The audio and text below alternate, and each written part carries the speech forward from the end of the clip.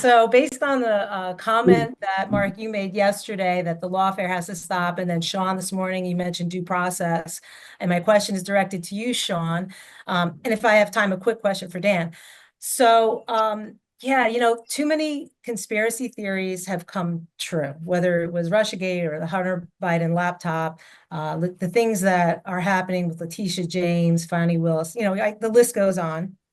My point is that there's been so much destruction over the past 4 years, as you mentioned, Sean, and it's not just about Trump. It's more about all of us that feel that we've been through too much. We've been called names, and families have been divided when we tried to say, no, that's not true. I remember the Hunter Biden photos that, the second time I went on to look for them, they were gone.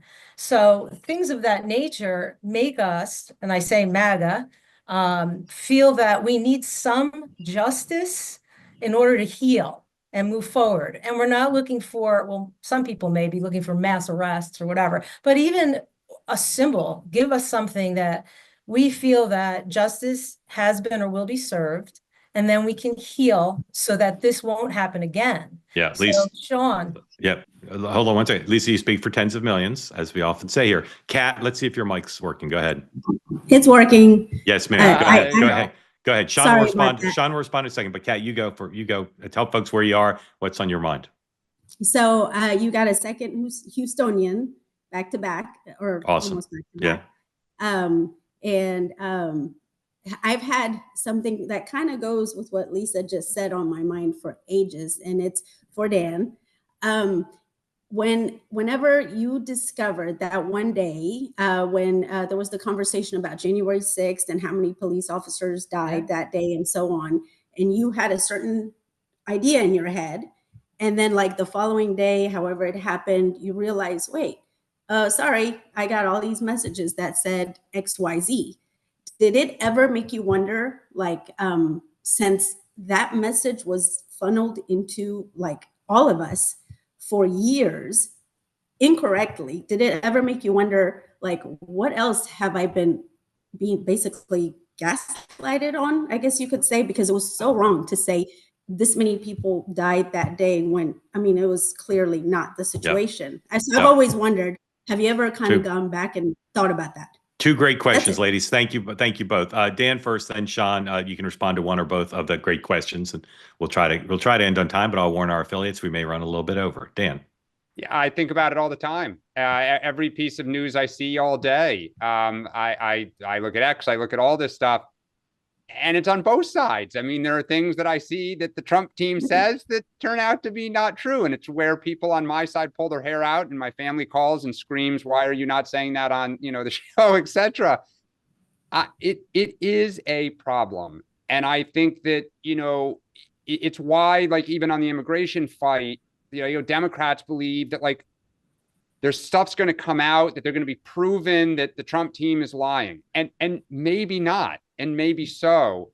And I think it is so hard in today's age, but I can tell you, I constantly do it. And it's why I take a lot of heat from Democrats, because I am not afraid to say Trump was right or what you're doing was wrong. I totally believe that the Letitia James lawsuit was absurd. If Donald Trump was a regular person, they don't bring that 12 years later. They did it because they wanted a pound of flesh to get him. It was Al Capone on taxes. And she may end up going down herself, which is the ultimate irony. But, I think the Georgia case was pretty legit, in my opinion. So it's hard. And it's hard to have rational conversations with people. I totally get it. Sean. It's tough. Yep, I would just say, look, I think I've had this conversation with Alan Dershowitz on my show a bunch. Like, there's a difference between hating and not liking Donald Trump and standing up for the rule. Like, all this discussion, I get such a kick out of talking about due process and the rule of law from a group of people largely on the left that had no concern about due process and the rule of law for the last 8 years, right? We weaponized impeachment. I mean, Dan mentioned Letitia James. Let's throw in Alvin Bragg into there. Let's not just talk about the Hunter Biden laptop. Let's talk about the Steele dossier. So many of the things in the Maha movement. Part of the reason that the Maha movement is so successful now is because we were gaslit. People talking about plastics in food, ultra processed foods, dyes, and told you are the idiots. You're spreading and purveying misinformation. You look at this discussion that we've been having this week about this El Salvadorian resident. It started with the Atlantic talking about a Maryland man.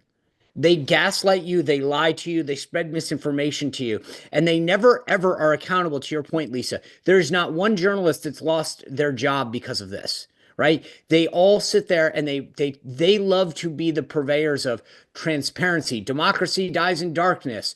All of this stuff, the First Amendment, we talked about it in the briefing room. When Joe Biden and Karine Jean-Pierre stripped 440 independent journalists, not one word. They love to talk about freedom of the press and the First Amendment, but they don't care when it's not them. It is amazing to see the hypocrisy on that side over and over and over again. And yet, to your point, zero accountability, none. And so, you know what?